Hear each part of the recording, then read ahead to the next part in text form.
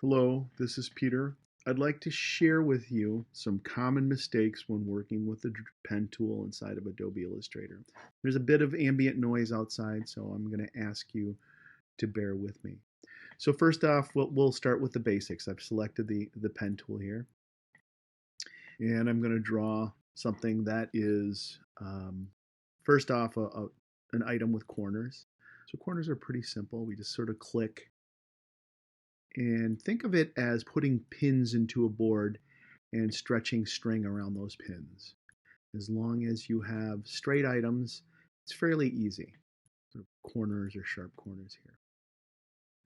Now we're going to talk about corners, and as we've discovered in our viewing, corners you actually click and drag. Now, one of the things that happens, and I'll show you this in a minute, is when people are drawing with this tool, one of the things that they will do is drag in the wrong direction. So here I dragged in the right direction. I'm right-handed and I prefer to always sort of move clockwise if I'm drawing a circle. But I'm going to do it wrong. So I'm going to drag clockwise first. And on the second point, instead of dragging downward to complete the curve, if I drag in the opposite direction, if I drag backwards or upward, you get what some people will call the kinked up jump rope effect. Now think about two kids playing jump rope, and if they're moving their arms in the same direction, everything's fine. But if one of the kids moves their arm in the wrong direction, you get the jump rope sort of doing this type of a thing. I'm going to finish it up correctly by dragging in the right direction here. All right, so we've got this now. That'll happen. Sometimes you'll just be drawing an object and you'll accidentally drag too far with a handle or something like that, and you don't want it to be that stretched out.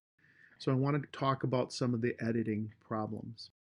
So first off, I'm going to cover an editing problem where you have maybe a corner point and you actually wanted to have a curve point. There are tools that are hidden underneath the pen tool menu, and I will drag off a submenu here to show you, that allow you to add point, to subtract points, or to change the anchor point. So on this one, I'm going to use this change anchor point. It looks like a little V, to click on this corner and drag it. And if you drag in the wrong direction, you always drag in the right direction. And you can kind of see how I can change a curve into a corner point and a corner into a curve point. So here we're turning corners into curves, and we can just click on it with that tool and change them back into corner points. So that's one of your editing tools for drawing with Beziers. Another one is this simple tool up here in the toolbox, and it is the direct selection tool. You have to be careful because there's one with a plus sign and there's one that's just got a white head arrow.